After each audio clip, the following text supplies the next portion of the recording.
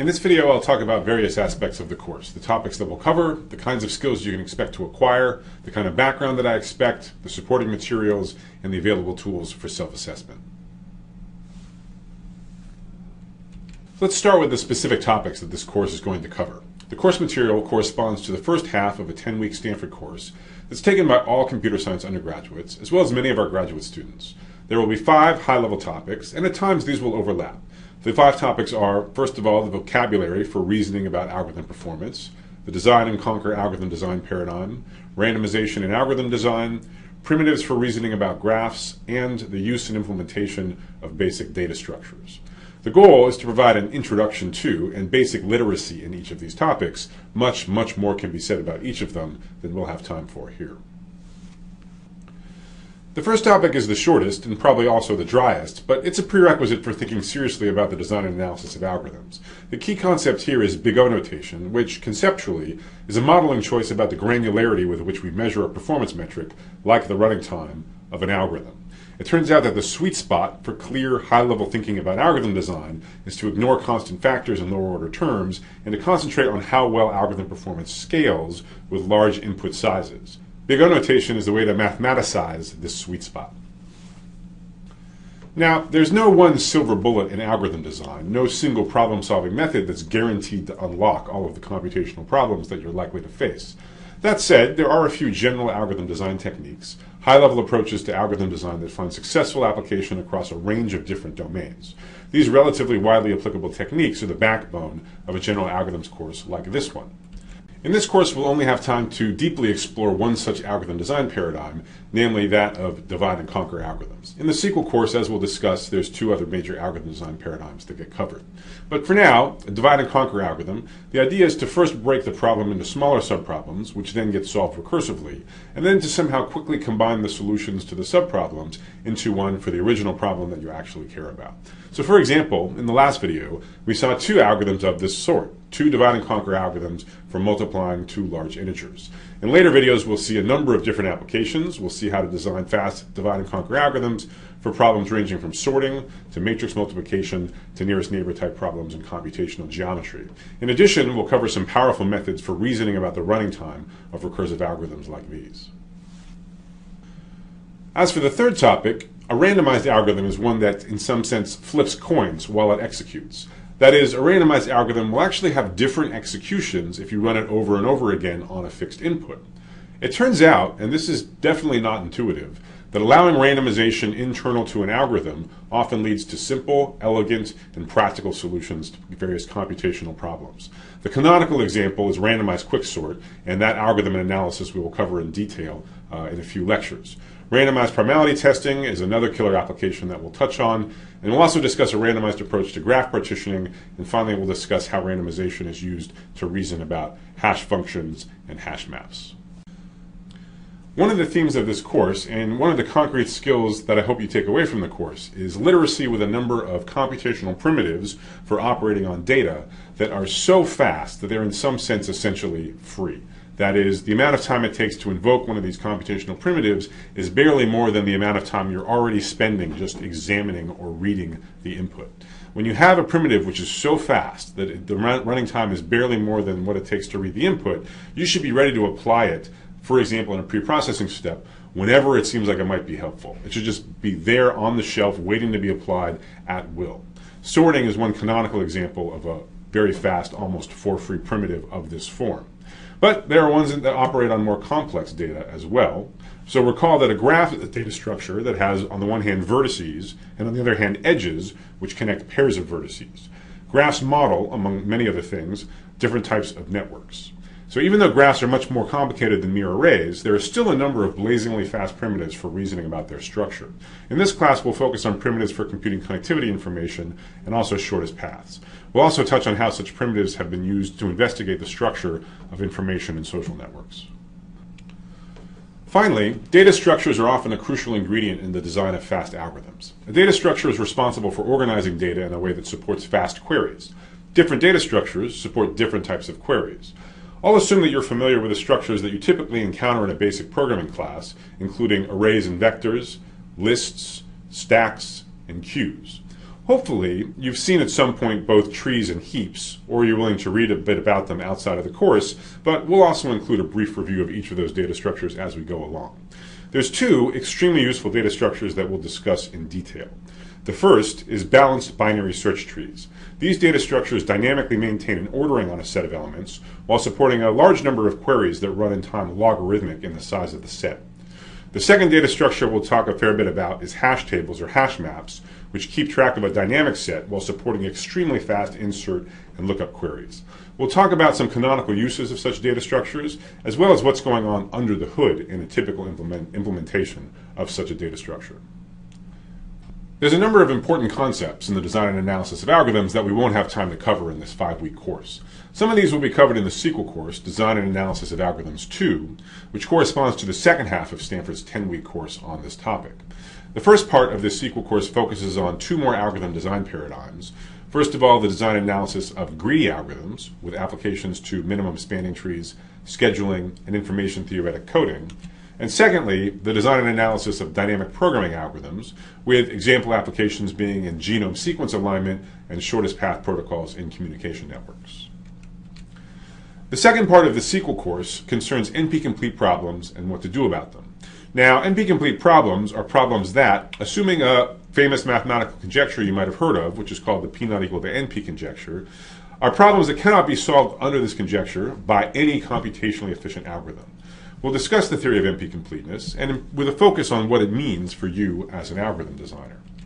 We'll also talk about several ways to approach NP-complete problems, including fast algorithms that correctly solve special cases, fast heuristics with provable performance guarantees, and exponential time algorithms that are qualitatively faster than brute force search. Of course, there are plenty of important topics that can't be fit into either of these two 5-week courses. Depending on the demand, there might well be further courses on more advanced topics. Following this course is going to involve a fair amount of time and effort on your part. So, it's only reasonable to ask, what can you hope to get out of it? What skills will you learn? Well, primarily, even though this isn't a programming class per se, it should make you a better programmer. You'll get lots of practice describing and reasoning about algorithms. You'll learn algorithm design paradigms, so really high-level problem-solving strategies that are relevant for many different problems across different domains, and tools for predicting the performance of such algorithms. You'll learn several extremely fast subroutines for processing data, and several useful data structures for organizing data that can be deployed directly in your own programs. Second, while this is not a math class per se, we'll wind up doing a fair amount of mathematical analysis, and this in turn will sharpen your mathematical and analytical skills. You might ask, why is mathematics relevant for a class in the design and analysis of algorithms, seemingly more of a programming class? Well, let me be clear. I am totally uninterested in merely telling you facts or regurgitating code that you can already find on the web or in any number of good programming books. My goal here in this class, and the way I think I can best supplement the resources that you probably already have access to, is to explain why things are the way they are, why we analyze the algorithms in the way that we do, why various superfast algorithms are in fact superfast, and so on. And it turns out that good algorithmic ideas usually require non-trivial mathematical analysis to understand properly. You'll acquire fundamental insights into the specific algorithms and data structures that we discuss in the course, and hopefully many of these insights will prove useful more generally in your other work. Third, and perhaps most relevant for those of you who work in some other discipline, this course should help you learn how to think algorithmically. Indeed, after studying algorithms, it's hard not to see them pretty much everywhere. Whether you're riding an elevator, watching a flock of birds, buying and selling stocks out of your portfolio, or even watching an infant learn. As I said in the previous video, algorithmic thinking is becoming increasingly useful and prevalent in fields outside of computer science and technology, like in biology, statistics, and economics. Fourth, if you're interested in feeling like a card-carrying computer scientist in some sense, then you'll definitely want basic literacy in all of the topics that we'll be covering. Indeed, one of the things that makes studying algorithms so fun is it really feels like you're studying a lot of the greatest hits from the last 50 years of computer science. So after this class, no longer will you feel excluded at that computer science cocktail party when someone cracks a joke about Dijkstra's algorithm. Now you'll know exactly what they mean. Finally, there's no question that studying this material is helpful for technical interview questions. To be clear, my sole goal here is to teach you algorithms and not to prepare you for interviews per se. But over the years, countless students of mine have regaled me with stories about how mastering the concepts in this class enabled them to ace every technical question they were ever asked. I told you, this is fundamental stuff. So what do I expect from you? Well, honestly, the answer is nothing. After all, isn't the whole point of a free online class like this one that anyone can take it and devote as much effort to it as they like? So that said, as a teacher, it's still useful to have one or more canonical students in mind, and I thought I'd go ahead and be transparent with you about how I'm thinking about these lectures, who I have in mind that I'm teaching to. Though again, please don't feel discouraged if you don't conform to this canonical student template. I'm happy to have the opportunity to teach you about algorithms, no matter who you are. So first, I have in mind someone who knows at least some programming. For example, consider the previous lecture. We talked about a recursive approach to multiplying two numbers, and I mentioned how a certain mathematical expression, back then we labeled it star and circled it in green, how that expression naturally translated into a recursive algorithm. In particular, I was certainly assuming that you had some familiarity with recursive programs. If you feel comfortable with my statement in that lecture, if you feel like you could code up a recursive integer multiplication algorithm based on the high-level outline that I gave you, then you should be in good shape for this course. You should be good to go. If you weren't comfortable with that statement, well, you might not be comfortable with the relatively high conceptual level at which we discuss programs in this course. But I encourage you to watch the next several videos anyways to see if you get enough out of them to make it worth your while. Now, while I'm aiming these lectures at people who know some programming, I'm not making any assumptions whatsoever about exactly which programming languages you know. Any standard imperative language, something like C, Java, or Python, is totally fine for this course. Now, to make these lectures accessible to as many programmers as possible, and to be honest, also to promote thinking about programming at a relatively abstract and conceptual level, I won't be describing algorithms in any particular programming language. Rather, when I discuss algorithms, I'll use only high-level pseudocode or often simply English. My inductive hypothesis is that you are capable of translating such a high-level description into a working program in your favorite programming language. In fact, I strongly encourage everyone watching these lectures to do such a translation of all of the algorithms that we discuss. This will ensure your comprehension and appreciation of them. Indeed, many professional computer scientists and programmers don't feel that they really understand an algorithm until they've coded it up. Many of the course's assignments will have a problem in which we ask you to do precisely this.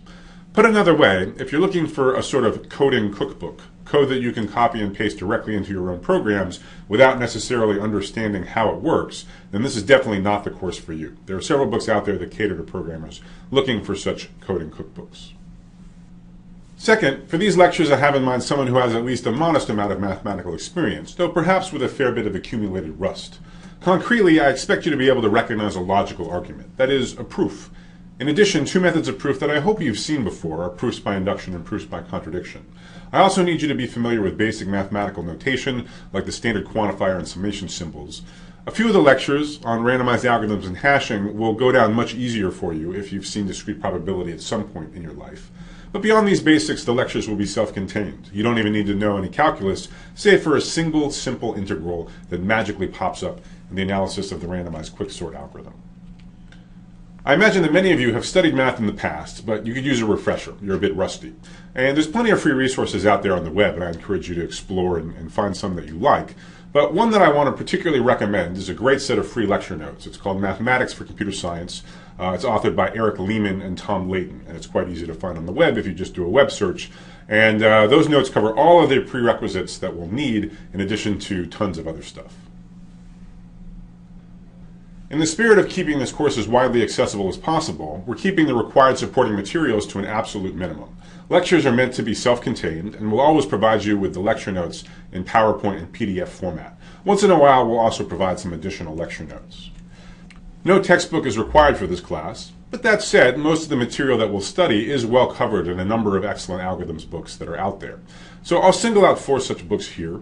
The first 3 I mentioned because they've all had a significant influence on the way that I both think about and teach algorithms. So it's natural to acknowledge that debt here. One very cool thing about the second book, the one by Dasgupta, Papadimitriou, and Vazirani, is that the authors have made a version of it available online for free. And again, if you search on the authors' names and the textbook title, you should have no trouble coming up with it with a web search. Similarly, that's the reason I've listed the 4th book. Those authors have likewise made essentially complete version of that book available online, and it's a good match with the material that we're going to cover here. If you're looking for more details about something covered in this class or simply a different explanation than the one that I give you, all of these books are going to be good resources for you. There are also a number of excellent algorithms textbooks that I haven't put on this list. I encourage you to explore and find your own favorite. In our assignments, we'll sometimes ask you to code up an algorithm and use it to solve a concrete problem that is too large to solve by hand. Now, we don't care what programming language or development environment you use to do this, as we're only going to be asking you for the final answer. Thus, we're not requiring anything specific, just that you are able to write and execute programs. If you need help or advice about how to get set up with a suitable coding environment, we suggest that you ask other students for help via the course discussion forum. Finally, let's talk a bit more about assessment. Now, this course doesn't have official grades per se, but we will be assigning weekly homeworks. Now, we're going to assign homeworks for 3 different reasons. The first is just for self-assessment. It's to give you the opportunity to test your understanding of the material so that you can figure out which topics you've mastered and which ones that you haven't. The second reason we do it is to impose some structure on the course, including deadlines, to provide you with some additional motivation to work through all of the topics.